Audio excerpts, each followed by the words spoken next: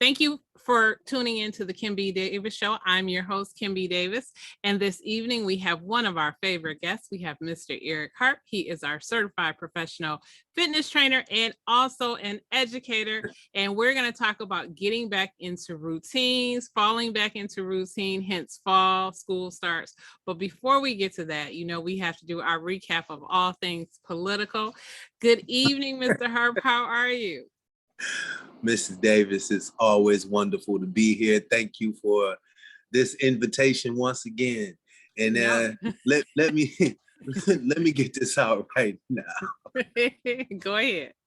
What a world we live in. Oh my goodness, my goodness. So start us off, Mr. Herb, because there's so much to talk about.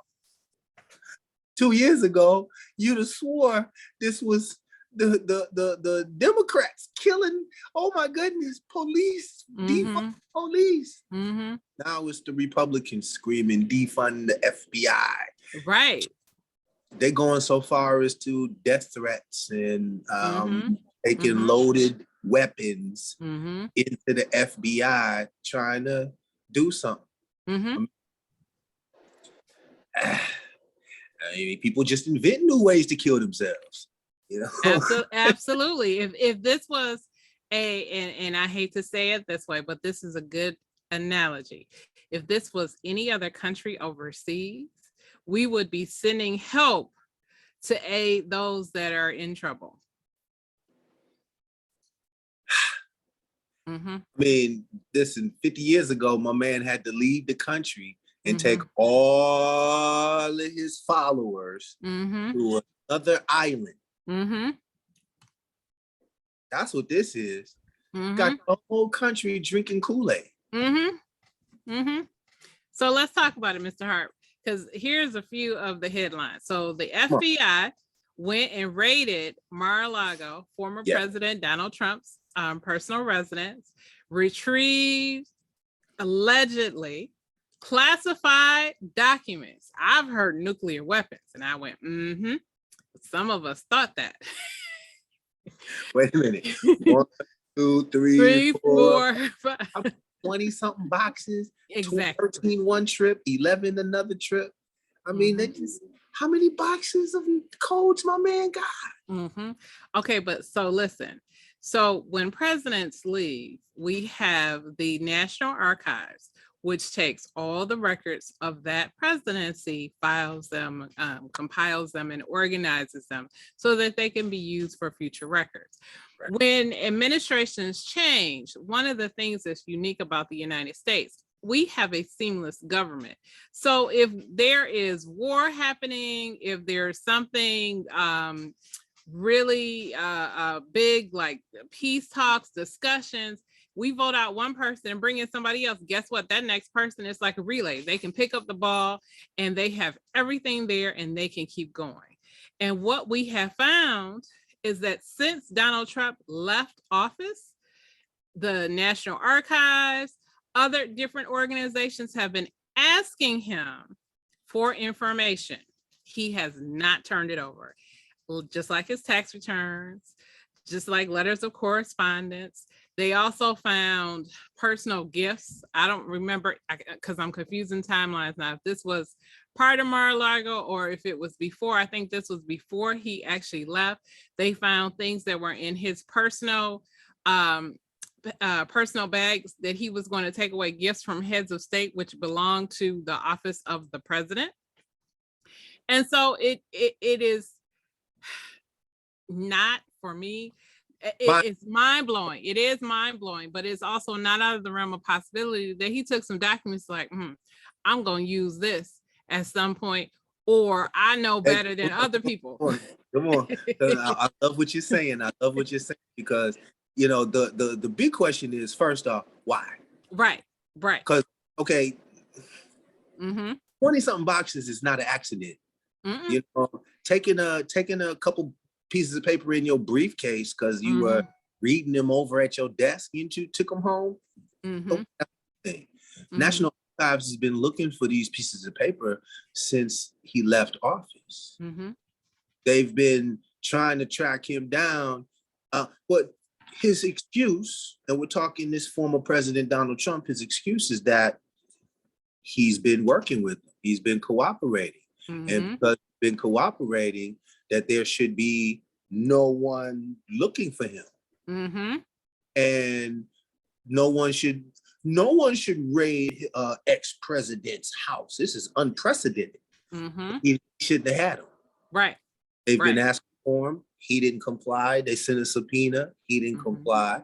So they went in and got him. Now, he says his lawyer said that they put a lock on it when they were there prior in June, took a look, a few things, and everything else was padlocked. That they could come back at any time. Like this was a friendly visit. Well, then they did come back at any time. And this time when they came back, they came and took some more stuff. But again, the portrayal of it, the social media portrayal of it, we don't have cameras up. You know, we want to see it on TV as like the police jumped out of cars with sirens on, jackets with FBI on them, and then they're screaming, everybody down, everybody down. No, it didn't happen that way. Okay, so let's fast forward.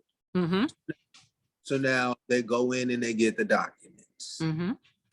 But as soon as he makes this announcement that the FBI had somehow betrayed their oaths to office and raided a former president's home, social media went crazy.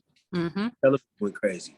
So you have a lot of Republicans on that side of the aisle who are, oh my goodness, how could the police do this? How could the police do such a thing? We need to go ahead and strip the police of their power.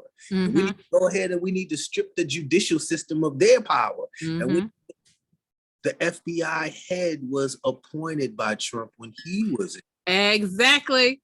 Say that again. The FBI director was appointed while Trump was in office. So this is a Trump guy, but he's following the law. No, Merrick Garland following the law. Exactly. The Judge Reinhold, who of course they released his name, his picture, all his. Please, well, people can go after him. Please don't do this to judges, except this one. Don't do it to the ones on the Republican side, but please do it to the Democrats. So this is the messaging that's going on. And it's dangerous, getting a lot of people hurt, a lot of people killed, a lot of people, families are threatened, because Facebook Live is a monster. Okay, now let me. I'm sorry. No. Keep going. You're right. A lot of stuff if we're gonna talk that Facebook Live, because Facebook, YouTube, all of that, Instagram has caught a lot of people with their pants down. Governor Gretchen Whitmer, not that she got in trouble, but you just had 2 men convicted today of an attempted kidnap of her, where they were going to go across state lines and give her justice, which probably was either hanging, shooting, something. Execution. That's what they were talking. They found the blueprints to her vacation home and had outlined it and had made a detailed plan. They were going to take out a road so that the police couldn't come and get her. You're absolutely right. There was a video recording, and I forget which government official it was, and he put it out on Twitter, and this guy just basically said, I wish somebody would rip your head off. Not me, obviously, not me. I wouldn't do that, but I wish somebody would rip your head off, take your family and cut them up. And I was just listening, and I was like, and it was 3 minutes. 3 minutes of audio of nothing but threats from whoever this person was about this raid, about this FBI raid on President Trump. Under the name of Christian nationalism. Yes. That's the new buzzword. You know, I guess, if white supremacy is too harsh, if America First didn't get the word out, now it's Christian nationalism. And what just blows my mind is how we hate in the name of God. Right. You know, we cannot let those darn immigrants come over here and mess our fine country up that God gave us and take our, Mm-hmm. This is your messenger? Mm-hmm. You got Marjorie Taylor Greene wanting to tell everyone that, I'm happy to be a Christian and the world should be Christian. But you're not showcasing Christian values, not real Christian values. For one to hate. Mm-hmm. Got Lauren Bolbert. Mm-hmm. I hope I'm not saying her name right, but anyway, Lauren Bolbert, same thing. Mm-hmm. Talking about how what the world needs more of is our kind of guy, the American, who's not for the world, only for America. Mm-hmm. Mm-hmm. I don't know what kind of God you're talking about, but this is what our political people are talking about. Mm-hmm. Our non-political people who are caught up in that Facebook live with their pants down. Mm-hmm.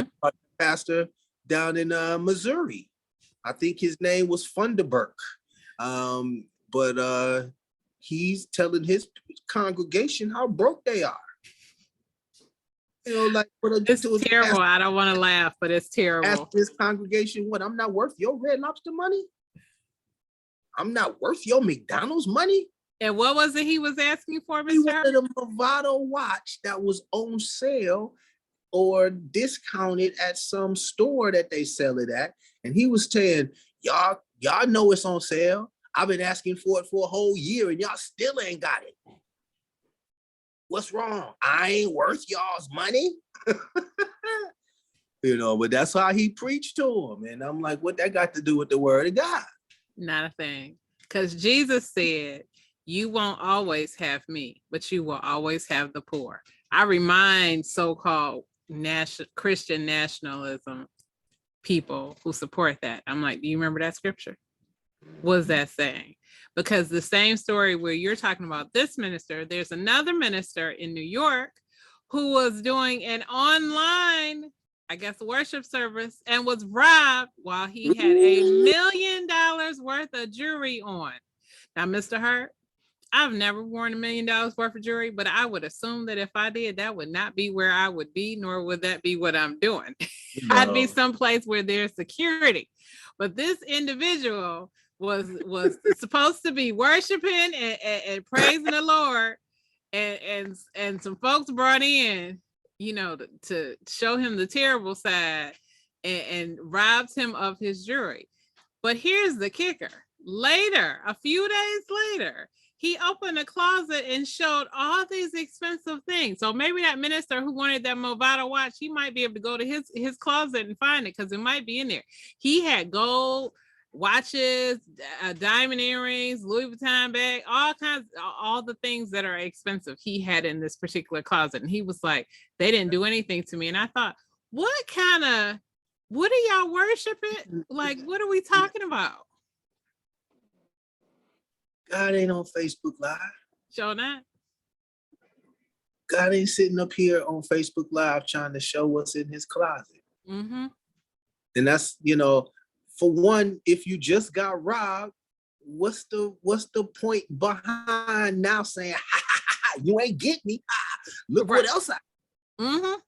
So they can come back and get you some more? Listen, I don't care how someone gets their money, I would hope it be, as legit as possible for your tax purposes. But, the pastors who do it like this give it a bad rap. Give it they put a black eye in the game because those who do love the Lord, go to church and give to the church in the form of their tithes and offerings.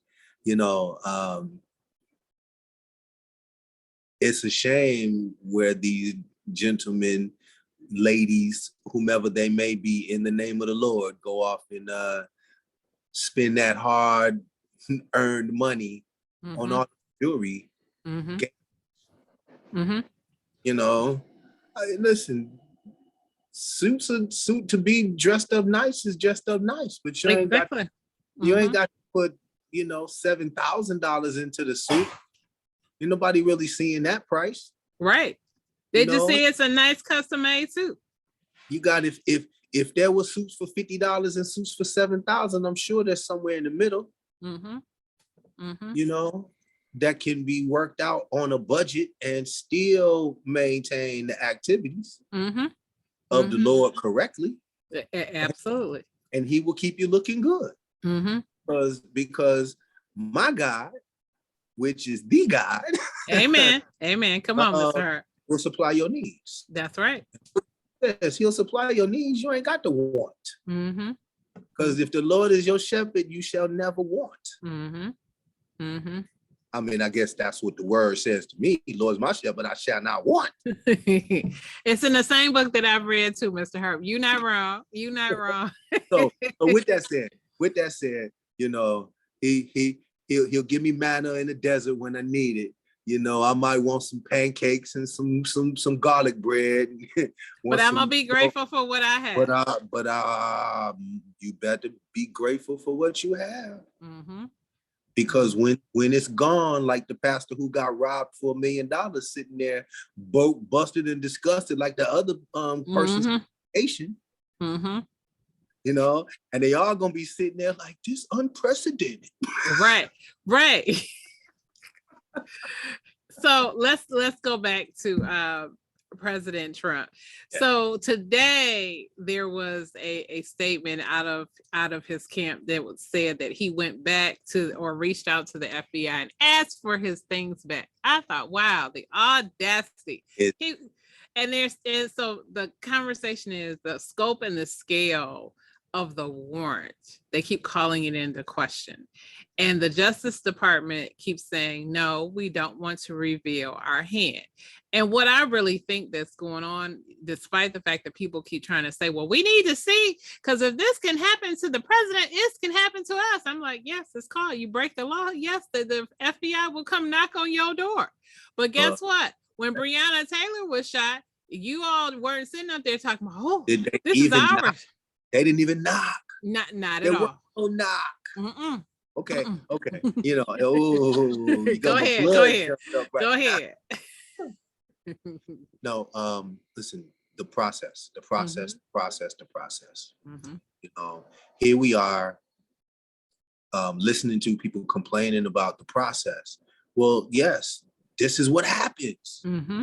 When the police finally have to come in, this is what happens. Now, unfortunately, some people in this lower tax bracket and, you know, some darker skin tones know it a little bit more than some of the higher tax brackets. But this is how they operate. And once it comes to this, there's no stopping it. Now, fortunately for Trump, throughout his life, he's had enough money to fight off lawsuits and subpoenas and, you know, keep the lawyers and keep cases going for 10, 12 years until somebody gets bored. Okay. But not this one. This one. Nope. Because the thing is that he thinks he is the government. Donald Trump thinks he is and was and should be the government. Not the president or former president, but the government. And that everything should work according to the way he wants it done. Everyone who has been influenced by the Kool-Aid, I should say, are lockstep right with it. And now it's a cult of personality and he can do nothing. And now we have the autocrat that we fear. We have the ruler that, we cannot, our Constitution is set up to prevent what this man is and set up. So 2024, okay, here it is, 2022. In 2 years, if the man makes it to 80 years old, then he's expected to run again. And he's lining his ducks up right now. Okay. This is nothing new, but because everything is so televised, all steps are now, I need to know what you're going to do before you do it. I need to know every step. I need the plan. So not only do I need the warrant, I need the affidavit for why you got the warrant. And once I get the affidavit for why you got the warrant, now I'm gonna need the little thought of that, what inspired your suspicion. Once I get the reason why you got your suspicion, then I'm gonna talk to your mother and ask her why she even had you. And I'm gonna talk to your father why he even thought of making you. What's going with this? You know, Merrick Garland is doing his job, and right now, behind these closed doors, I hope he's just like, on September 6th, I want you to go ahead and release the Kraken. Exactly. Everything. Yep. Because I'm sorry, and I'll make this, I know I'm long-winded, but you got Alan White. Alan White of the Trump Foundation has just pled guilty and is agreeing to testify. Yes. Rudy Giuliani, the former mayor of New York City, who became in Trump's pocket like no other, became his little ventriloquist dummy. Rudy Giuliani is now messed up in this New York and Georgia and the fake elector scheme in all these other states. Hold my fingers up. Senator Lindsey Graham. Yep. Lindsey Graham, South Carolina, ain't got nothing to do with nobody but just being on the Republican side, has not stepped his foot into this Georgia fake elector scheme attempt to change the election. And the judge told him, you got to testify. You know, what does South Carolina have to do with Georgia? You can't be in the official business. Right. If you represent South Carolina, you went out to lunch in Georgia. That's not business. You can't write it off. So this one here is, now I know a lot of people aren't patient because Liz Cheney just lost, you know, and I'm so sorry. She was doing her thing with that January 6th hearing. She was. And she just lost her little bid in her state. So hopefully that they will get something done before all of her time is up. Right. But the bombshells, the anticipated bombshells, and what's all of this information that's connected, because there's got to be a thread. There can't be all of these. Donald Trump is not that smart. Right. Now, a lot of people try, you know, he's got credit. He's got good people around him. Well, you know, smart people around him who, you know, but Donald Trump as a single entity, it's not that smart. So all of these intricate webs that have been weaved are going to bring a lot of people down. And Kushner, the children, and whoever the suspected mole is that's going to save themselves for getting out of it. But the house is about to crumble. It's a house of cards. Yes, it is. It is crumble. And it's going to be a real black eye on the country. I mean, it's not just a dance for the Democrats and the woe is me for the Republicans. This is a crack in the country that's, you know, I wish I could put it into words, because the way people are martyring themselves, the way people are willing to die, willing to take up arms, willing to harm their neighbors over this gentleman. And this is like over this one man, this one man's name. Are willing to throw themselves and their lives away. Yep, very true. So the world is turned upside down in my view. That's right. I ain't going out for nobody like that. Not unless it's Jesus. Hallelujah. Well, listen, Jesus went out for me. That's right. So Jesus went out for me, and when he called me, I'm gone. Yes, exactly. It. Outside of that, you know, I'm not going out for nobody. Like, I don't owe no man any kind of loyalty like that.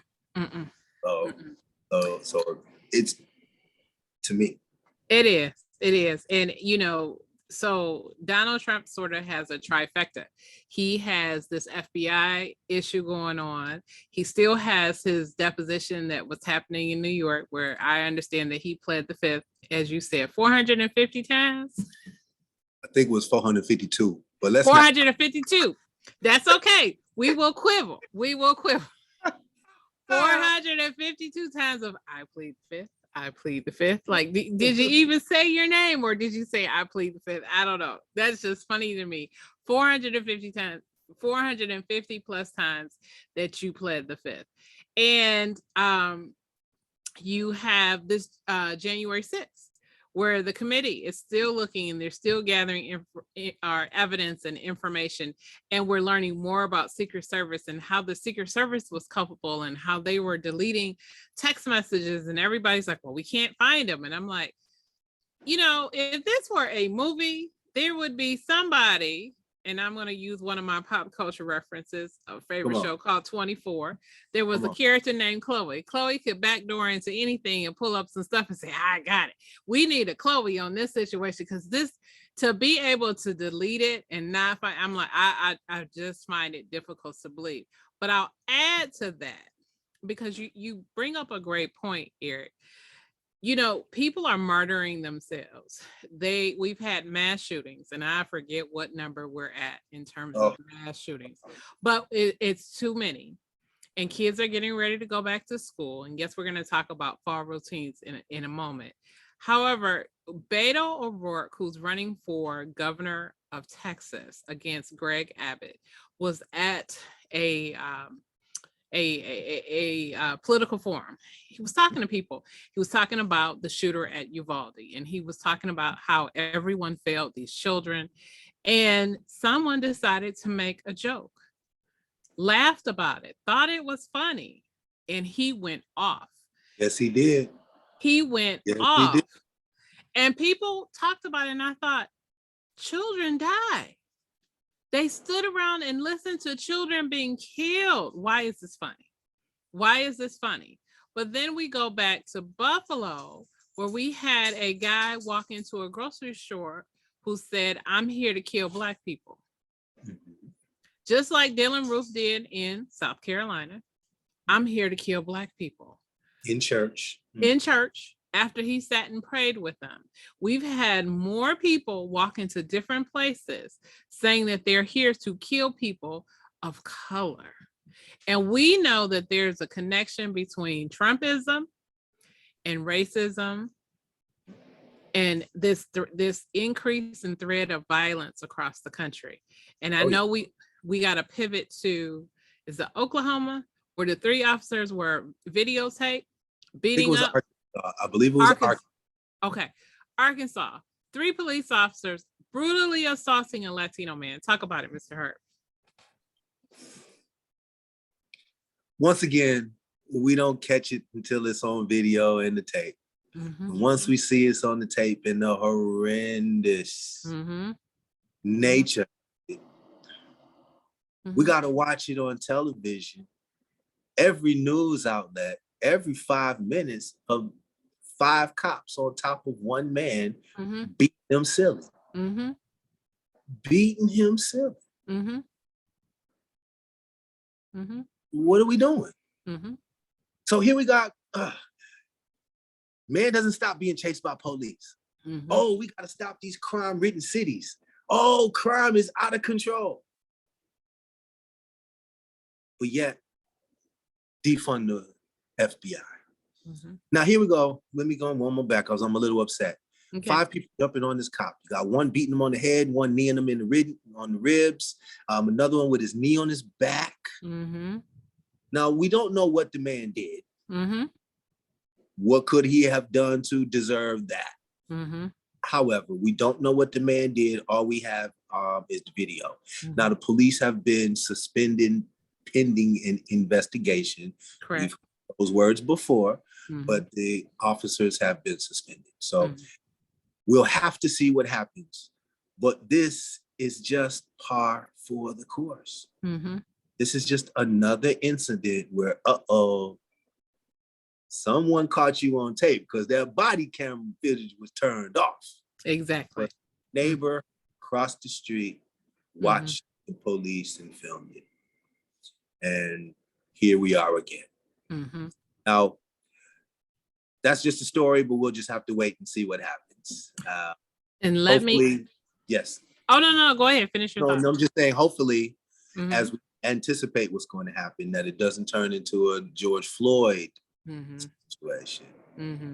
Okay.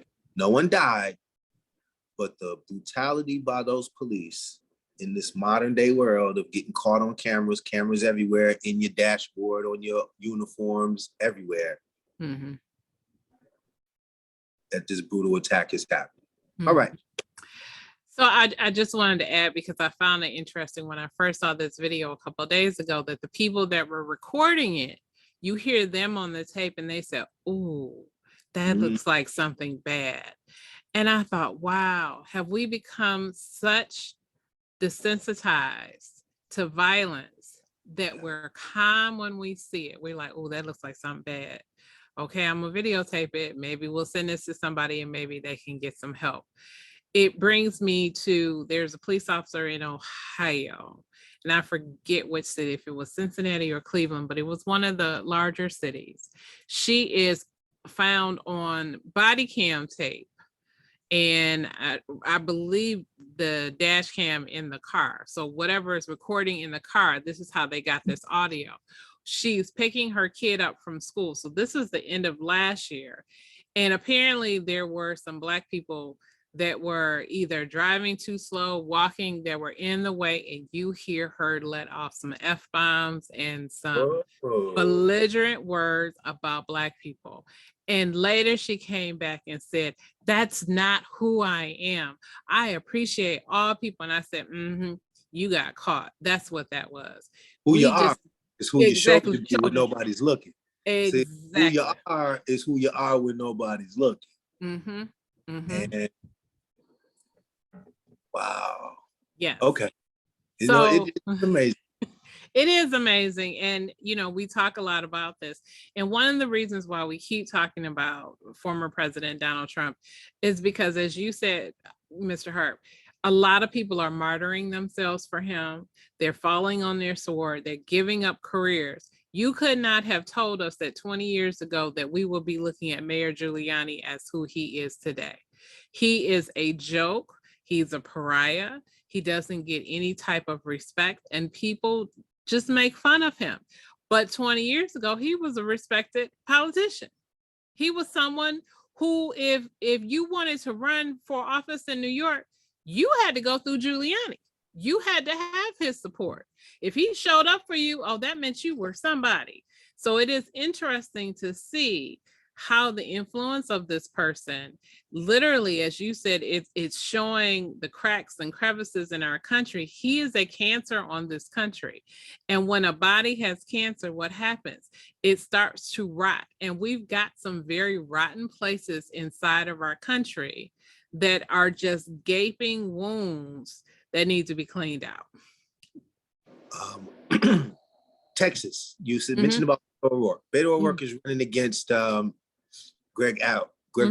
Well, I don't know Gregory. That's a singer. But Governor Abbott. But anyway, we're going against Governor Abbott, and Governor Abbott right now, while he's in office, is just busing immigrants to New York City. Now, Arizona's governor is busing immigrants to Washington, D.C. And they sit back and laugh about it. They sit back and say, well, now you see how it feels. Immigrants come into New York City all the time anyway. Exactly. They come into D.C. all the time anyway. All the time. They come to Detroit all the time. They go to big cities. That's the whole point. You go to big cities to go find work, and then you figure out a place to stay or what have you. It's amazing, isn't it? It's what I'm saying is that there's lots of points of entry, okay?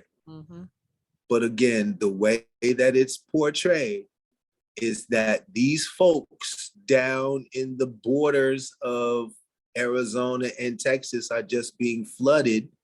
Now, there's lots of people Oh yeah, there's lots of people, and I'm sure there's a backlog.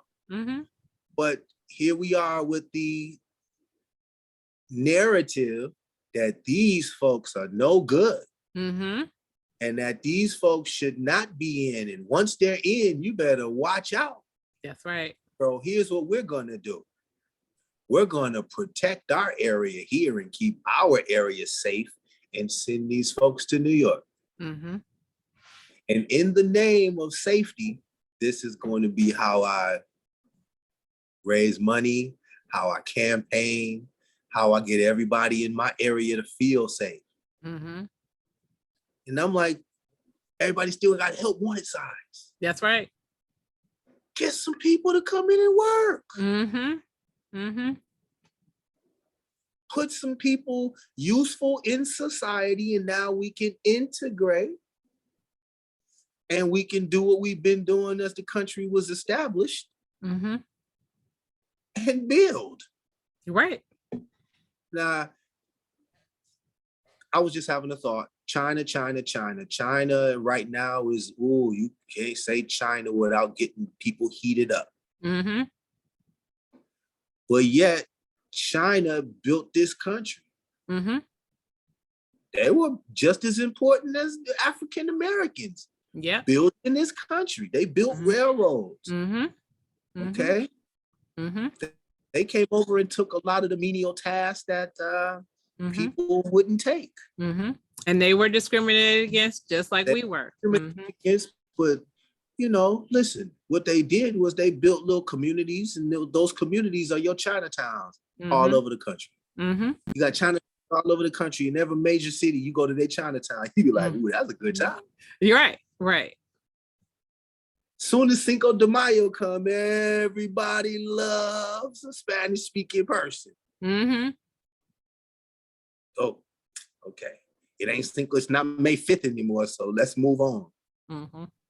So I mean, this is our prejudices come out so intensely, and especially the way that this is being done. So now the mayor of New York against the governor of Texas. You got the mayor of Washington, D.C. against the governor of Arizona. And then here it comes tax dollars. I don't want my tax dollars supporting any illegal aliens, but I wouldn't mind my tax dollars busing those aliens places. There you go. So, I wish that people could hold up a mirror to themselves so they could really see what's going on. Because we are in a state of me. I don't care about you. We're a Christian nationalist country, so to speak. But yet, the first two commandments that Jesus told you, he said, number one was love God with everything you have, and number two was love your neighbor. That's right. Yourself. Boom. Two. Now I know we can go back to the old 10 commandments, and people want to say, oh, thou shalt. Yes, still got those. But Jesus told you that the greatest commandment was love God and love your neighbor. And that's why we are where we are, because we don't do that. Absolutely. So the pastors who lost their things, hey, sometimes you're up, sometimes you're down. So, Mr. Harp, because we got to talk about fitness. Yeah. So falling back into routines, if you're struggling because you need that Movado watch, and people hurt you while you were doing your Zoom service, and your house has been raided, and you like, I need to get a fitness routine. What can I do? Talk to us about the importance of fitness routines. Well, all right, and I'm so glad that because summer is almost over. Okay. Summer's a time that most of us get outside and move around and do things. It's beautiful weather. However, some of us have let time go past. We got outside, we did it, but we didn't take care of ourselves. Didn't move around. And now as we get towards the fall, it's not too late. we can still take control of this and use the outdoors, use the good weather, and get outside and take those walks. Get outside and play around a little bit. Be as active as you can be. For those who can run. For those who can play basketball, get out there and do it. For those who can chase their children around, grandchildren around, let that be your fun, but move around, okay? Now, it's not too late. Once we have to transition to inside, now we got to figure out ways to continue to move around. There are many exercise tapes, videos. Look at me. Oh, I said tapes. There are exercise videos you can stream. There are exercise. There are many exercise revenue streams that you can participate in. How those are well and good, but the point is move. You got to get up. Got to get up out of that chair. That summertime chair, got to get up out of it, and we need to move around. Now, this is also a way to, everything's a new beginning. Every day is a new beginning. So if we didn't do it last week, it's all right. Shake it off, and let's do it this week. Let's not take the failures of yesterday and place those on tomorrow. So we have to go ahead and keep moving and keep looking for a way to strive. Okay. Again, set a goal. Set a goal. If the goal is to lose weight, then come on. We start 1 pound at a time. If the goal is to become more active, come on, get up, move. If the goal is to be healthier, well, we're going to eat right. But we have to make a step. We have to take a step towards that direction. So we have to set a goal. Okay. Once we set that goal, move towards that goal. Now, exercise can be, oh my goodness, I don't feel like doing it. When do I find the time to do it? Every time I get started, I gotta stop. These are general concerns. Or find a partner. Husbands and wives, what better way to play together and stay together than work out together? Okay? When you're not feeling it, your husband can motivate you. When he's not feeling it, you motivate him. Use your children, teenagers. They always want to do something. Or at least they say they want to do something before they put their head down into the phone. Get out and go do something with them. Turn it into a competition. Bet you can't beat me. How about this? If you beat me, I'll get this for you. If you beat me, I'll get this for you. If I beat you, these whatever. And it doesn't have to be anything ridiculous. Just you want that McDonald's burger? Well, come on, do this, do that. Not just chores, but turn it into some fun exercises, some fun activities. Again, these are just some simple ideas. Now, once you get going, then hopefully we keep putting another foot in front of another foot, in front of another foot, in front of another foot. If you're into weights, then get to the gym and push those weights up. Get a partner. Have that person meet you at the gym. That way you can feel accountable. They can feel accountable. Find out something after work and take a class, take a fitness class, a yoga class, take a body pumping class where you can utilize weights as well as aerobics. Okay. Now that we're making our way out of COVID and all the restrictions have changed, some people may not feel comfortable going back into the gym arenas or situations. That's understandable. And a lot of gyms have made a lot of adjustments as well. Extra cleaning, providing cleaning towels. I like to wear gloves when I work out. So whatever I touch, I know I'm not using my hands to touch it. But where there is a will, there is a way. And as it starts to get cold, I just encourage people to start to, well, cold in the upper states. Right, because the South is still warm. All right, it starts to get cold in the cooler states as we move into the fall and then into the winter. We want to go ahead and transition and keep a routine going as best we can. Working inside the school system. Now, the challenges are now keeping kids interested, keeping kids active, okay? Making sure that they learn while they're moving, okay? That some activities have something to do with something else. So once we learn all the kinetic movements, all the static muscle movements, and once we learn all of these different sections of moving, we just turned it into games. And that's what I would encourage for adults. Don't overthink it. Don't overthink it. Just have some fun. Okay? Play with your kids. Pick your child up. Pick your child up. Oh, you are so heavy. Well, guess what? Pick that child up and use some proper balance. Use your legs and not your back. And you're like, oh, okay, let me do this 5 times. I just lifted weights. I just lifted 40 pounds. No, when you translate it, if you go to the gym and you start thinking 40 pounds, I don't want to try that. That seems a little too heavy. But when you put it in real life and you're like, wait, I pick up my grandchild every day. I pick up my child every day. I pick up this bag that I carry every day to work and put it on my shoulder. And this bag has got to be XY amount of pounds. Yes. So this practical movements.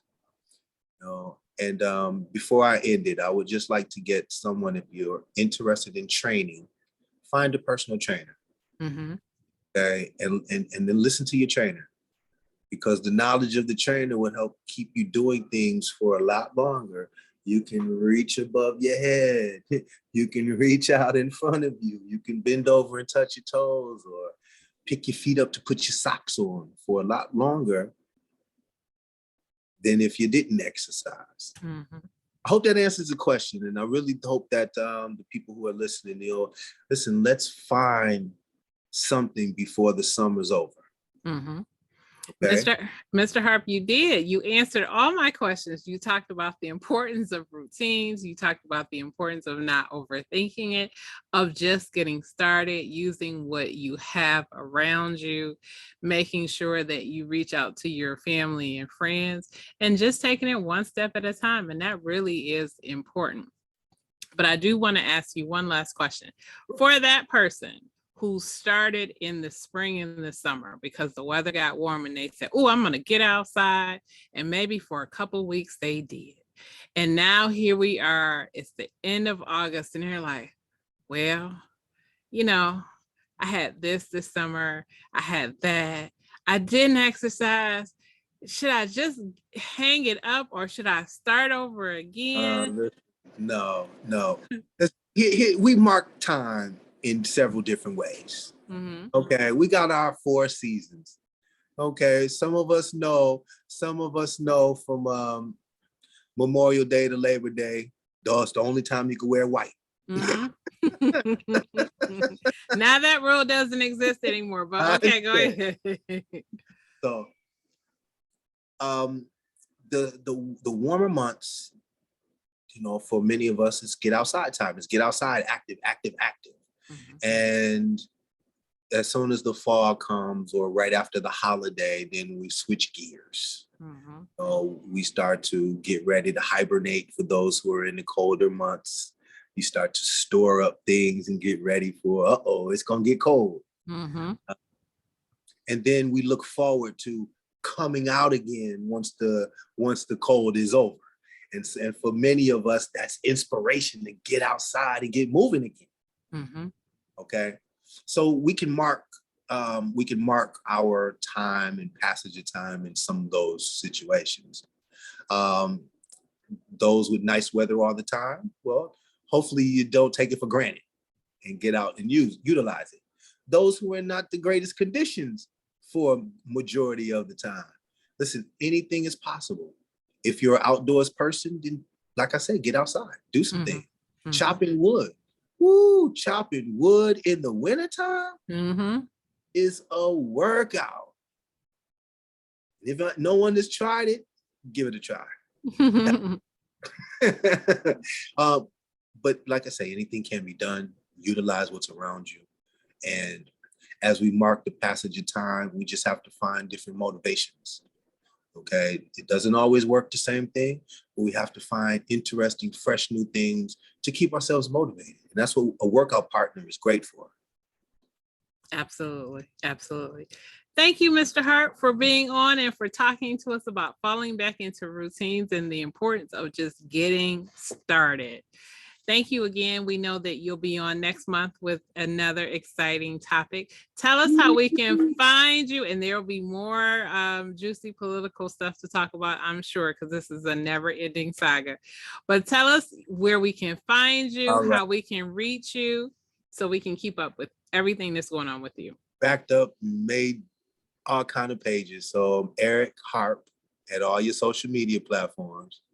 You can find me at ESQ360. That's ESQ360 on all your social platforms. And then I'm EricHarp9@gmail.com. And if you ain't found me by that, then I'm not to be found. Guys, just look for Eric Harp. You'll find him. Thank you again, Mr. Harp, for being on. We really appreciate you coming on and talking to us. All right, listen, it is a pleasure. Thank you so much for the smile, and I hope that we get something out of it. So until next time. Absolutely. Thank you guys for tuning in to the Kim B. Davis Show. You know me as your host, Kim B. Davis. You can find me on Facebook, Twitter, Instagram, Snapchat, TikTok, LinkedIn, everywhere on social media as Kimberly Batchelor Davis. And it's Batchelor is spelled BATCHELOR Davis. You can see this show on youtube.com/Kimberly Batchelor Davis. You can hear this show on Apple, Spotify, Stitcher, Google, and Wisdom. And you can learn more about me as an author at kimbdavis.com. Thank you again for tuning in. I hope you'll join us on our next episode. And as always, remember, be magnificent.